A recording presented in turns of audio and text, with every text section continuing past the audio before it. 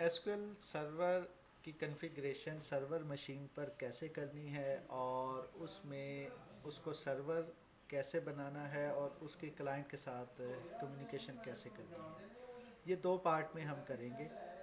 पहले पार्ट में हम सर्वर मशीन को के साथ इंस्टॉलेशन करेंगे और उस पर कुछ सेटिंग्स हैं जो हमें हेल्प करेंगी सर्वर मशीन को कम्युनिकेट करने में क्लाइंट के साथ। तो पहले आते हैं हम सर्वर मशीन को की कॉन्फ़िगरेशन की तरफ। सबसे पहले आप फायरवॉल के लिए क्लिक करें स्टार्ट मेन्यू पर, उसमें विंडोज़ फायरवॉल लिखें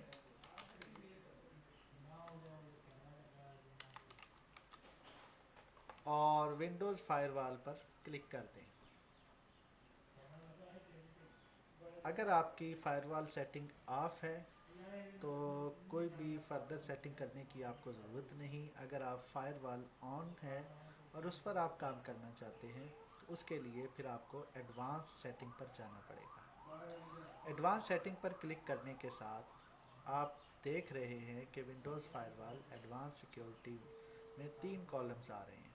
सबसे लेफ़्ट वाले कॉलम पर सबसे ऊपर इनबाउंड रूल्स आ रहा है। इनबाउंड रूल्स में पे क्लिक करें। उसके ऊपर लेफ्ट राइट साइड के कॉलम में आप देखें न्यू रूल का बटन आ रहा है, उस पर आप क्लिक करेंगे। अब इसमें आपने एक नया रूल बनाना है दूसरे सिस्टम्स को कम्युनिकेट करने के लिए कि वो सिस्टम आपके एसक्यूएल सर्वर को एक्सेस कर सके और फायरवॉल उसको अलाउ करे। तो हमें बेसिकली एक पोर्ट यहाँ डिफ़ाइन करनी है जिसके थ्रू उनकी कनेक्टिविटी होगी। तो हम पोर्ट पे क्लिक करते हैं। पोर्ट पे क्लिक करने के बाद नेक्स्ट का बटन दबाएं और टीसीपी और नीचे जो है स्पेसिफिक लोकल पोर्ट वो मैं दे देता हूँ 1433। आप इसमें कुछ भी दे सकते हैं लेकिन जो भी पोर्ट का नंबर दें वो याद रखिएगा, क्योंकि अगर इसकी ऑटोमेटिकली कॉन्फ़िगरेशन नहीं होती तो मैनुअल कॉन्फ़िगरेशन के लिए पोर्ट का नंबर चाहिए होता है। नेक्स्ट का बटन दबाएं।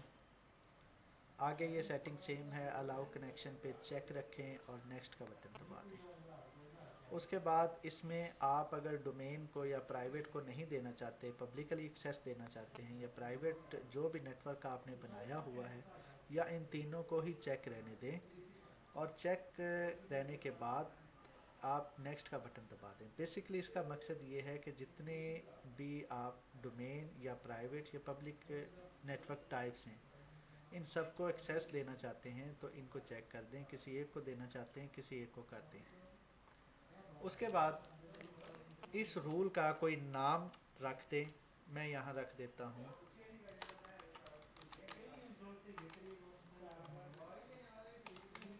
पोर्ट 1433।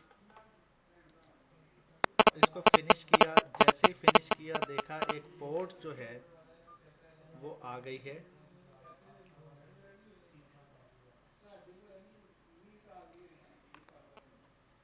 एक पोर्ट इसके अंदर आ गई है, ठीक है। और इसमें आप इसको चेक कर लें कि इसके बाकी की सारी चीज़ें जो हैं वो अलाउ हैं, ठीक है, इनेबल है, यस है। अब फायरवॉल का काम ख़त्म हुआ। अब आते हैं हम इसको क्लोज कर देते हैं। अब आते हैं हम एसक्यूएल कॉन्फ़िगरेशन मैनेजर की तरफ। इस सर्च में लिखकर आपने इसको क्लिक किया। क्लिक करने के बाद आपके पास ये स्क्रीन आएगी, इसमें आप इसको यस करें। अब आपको 3 चीज़ें लेफ़्ट कॉलम में नज़र आ रही हैं। एसक्यूएल सर्विसेज, इस पर आप क्लिक करें। इसमें आप देखें कि इसकी एसक्यूएल सर्वर ब्राउज़र जो है वो स्टॉप हुआ हुआ है। ये सर्विस आपको रन करनी है। इसकी प्रॉपर्टीज़ में जाएं। प्रॉपर्टीज़ में जाकर सर्विसेज, सर्विसेज में स्टार्ट मोड आप देखें, डिसेबल्ड की जगह ऑटोमेटिक कर दें। ऑटोमेटिक करके आप अप्लाई का बटन दबाएं और वापस लॉग ऑन पर क्लिक करें। उसके बाद आप नीचे देखेंगे कि service start, service status stop और स्टार्ट का बटन आ रहा है। इसको आप यहाँ से स्टार्ट पे क्लिक कर दें। ये थोड़ी देर का प्रोसेस है, वो चलेगा। यहाँ इसका स्टेटस रनिंग पर आ जाएगा और इसको आप ओके कर दें। अब यहाँ आप देखें कि ये ग्रीन भी हो गई है और यहाँ इसका स्टेट रनिंग आ रहा है। अब नेक्स्ट टाइम जब भी एसक्यूएल सर्वर चलेगा, ये पोर्ट ऑटोमेटिकली, ये सर्विस ऑटोमेटिकली रन हो जाएगी। उसके बाद लेफ्ट कॉलम में एसक्यूएल सर्वर नेटवर्क कॉन्फ़िगरेशन आ रहा है। इसमें आपके प्रोटोकॉल्स आ रहे हैं। तो प्रोटोकॉल में आप देख रहे हैं TCP/IP इनेबल्ड है यहाँ पर। अगर ये डिसेबल होता, आप चलाएंगे, अगर ये डिसेबल है तो इसको इनेबल कर दें। इसी तरह इसमें आप शेयर मेमोरी को भी इनेबल कर देंगे। ये करने के बाद आपका एसक्यूएल सर्वर कॉन्फ़िगरेशन मैनेजर का काम ख़त्म हुआ। उसके बाद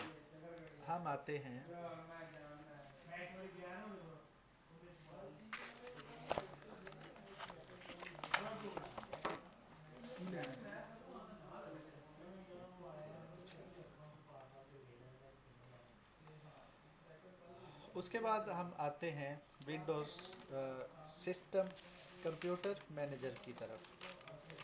कंप्यूटर मैनेजमेंट पर आप क्लिक करें।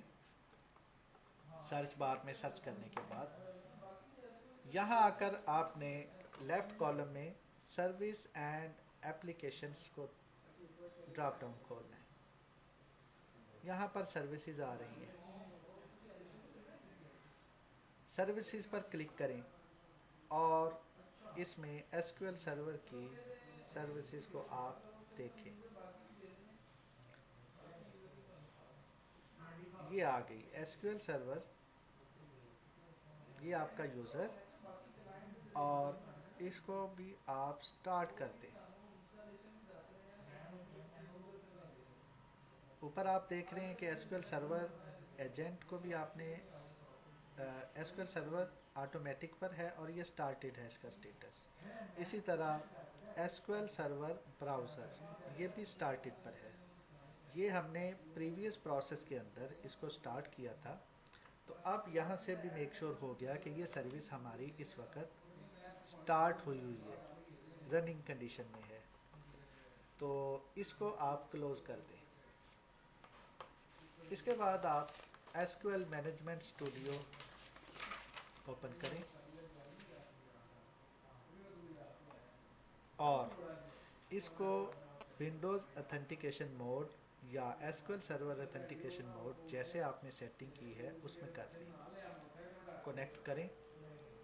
अगर आपने एसक्यूएल सर्वर ऑथेंटिकेशन के साथ इसकी कनेक्टिविटी की हुई है और उसको यूज़र नेम पासवर्ड भी लगाया हुआ है, तो आपको इस पर फर्दर कॉन्फ़िगरेशन की ज़रूरत नहीं है। अगर इस पे आपने एसक्यूएल सर्वर 2008 की विंडो ऑथेंटिकेशन के साथ लॉगिन किया हुआ है, तो इसमें आप सबसे पहला काम डेटाबेस को चेक करें कि डेटाबेस के अंदर जो टेबल आ रहा है यूज़र्स का वो पुराना तो नहीं है। अगर पुराना है तो इसमें आप मेक श्योर कर लें कि जो डेटाबेसेस का बैकअप हमने आपको भिजवाया है वो इसमें अपडेट हुआ है या नहीं हुआ, जैसा कि इसमें भी नज़र आ रहा है, तो उसको आप अपडेट कर लें।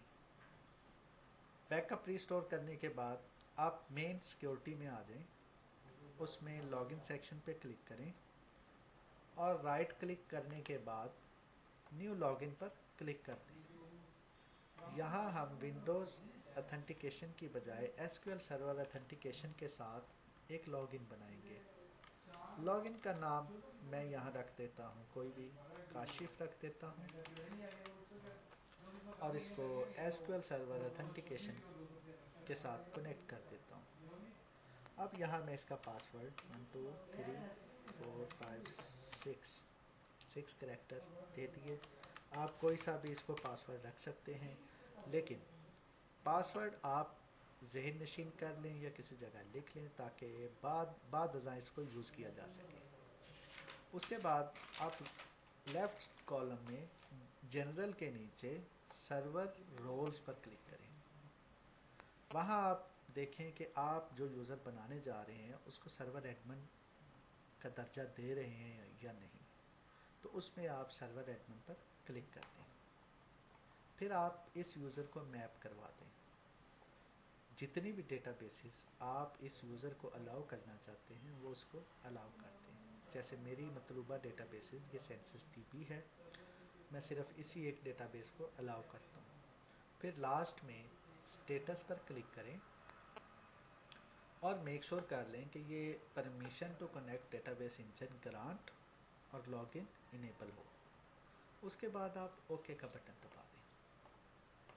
ओके का बटन दबाने के बाद आप इस यूज़र को टेस्ट करें कि ये यूज़र जो भी आपने बनाया है ये फंक्शनल है या नहीं।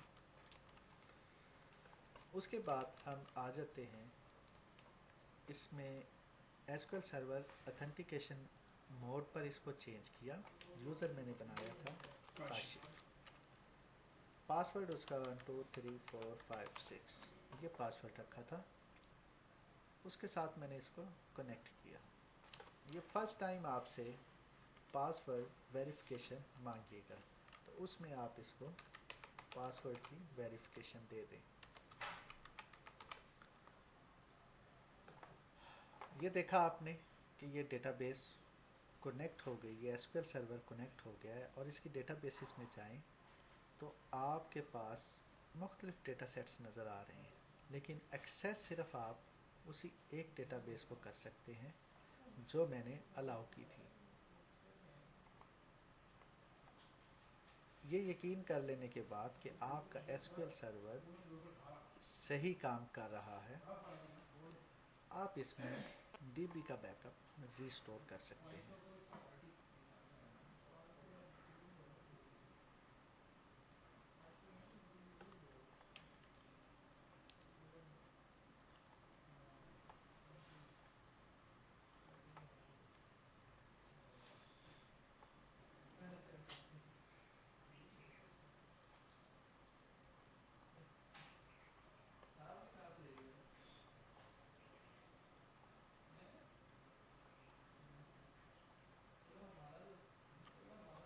बैकअप रिस्टोर करने के लिए आपको अपने मेन लॉगिन से लॉगिन होना पड़ेगा।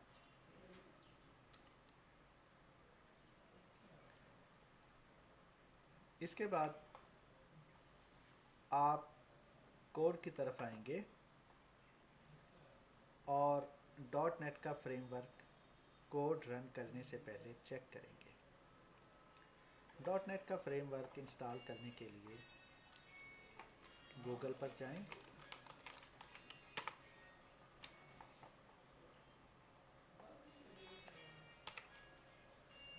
.NET फ्रेमवर्क पर क्लिक करें। उसके बाद माइक्रोसॉफ्ट की अपनी वेबसाइट microsoft.com/net/download इसके ऊपर क्लिक करें। यहाँ आपके पास फ्रेमवर्क्स की लिस्ट आ रही है। इसमें सबसे पहले ट्राई करें कि जो मोस्ट अपडेटेड है 4.6.2 ये फ्रेमवर्क अपडेट हो जाए।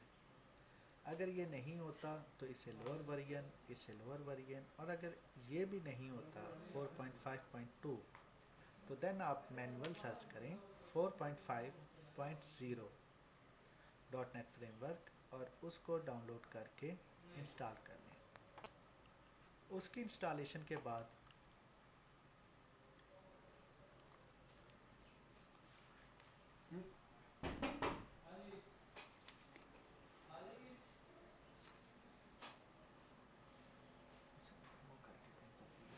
जल्दी आ जल्दी।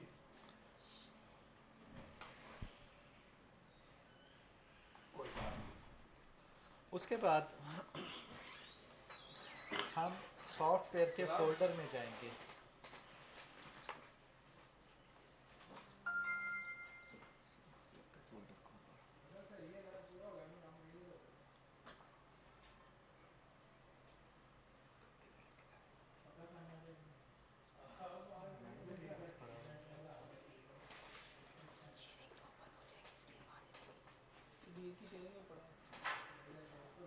सिस्टम ऑन कर सी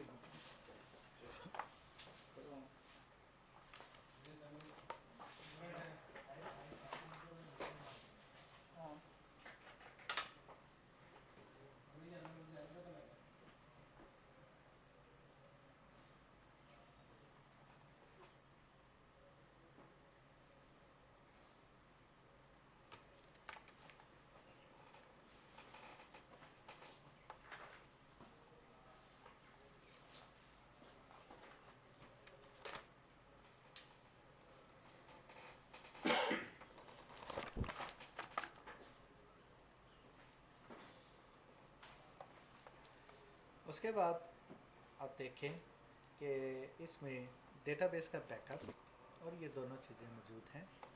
मैंने अपना मतलूबा फ़ोल्डर खोला, इसके अंदर एक कन्फिग की फ़ाइल है, कन्फिग्रेशन की फ़ाइल, जैसा कि ये आपको नज़र आ रही है। इस पर डबल क्लिक करते हैं। अगर आपके पास कोई एडिटर नहीं है तो इसको आप ओपन करें नोटपैड के अंदर और इसकी कनेक्शन स्ट्रिंग को सेट कर दें।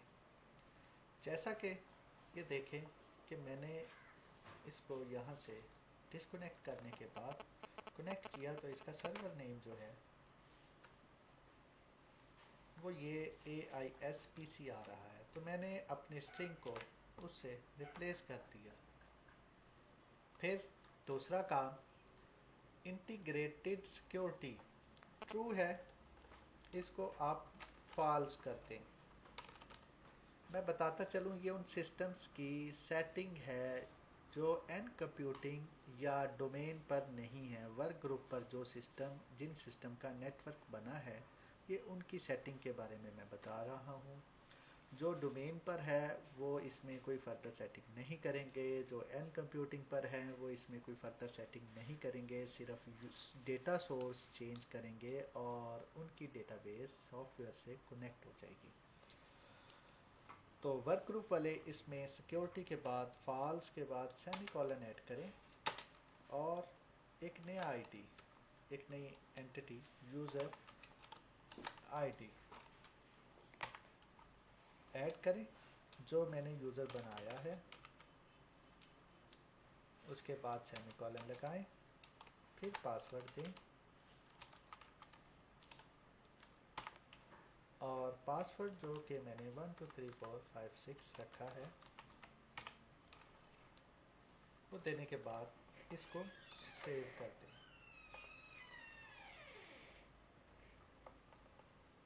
क्योंकि मैंने डेटाबेस का बैकअप रिस्टोर नहीं किया था, इसलिए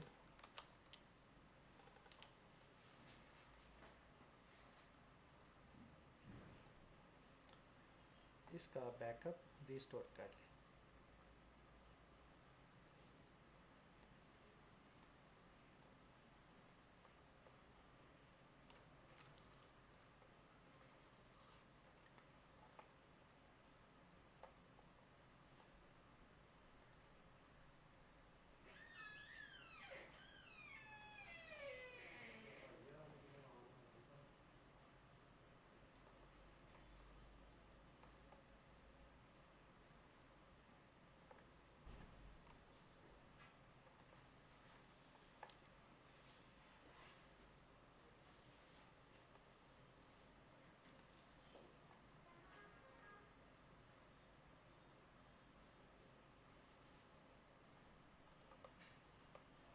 बैकअप रिस्टोर होने के बाद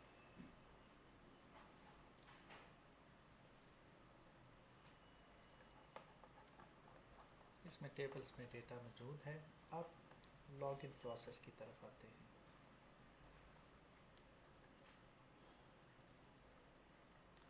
एक्सी पर डबल क्लिक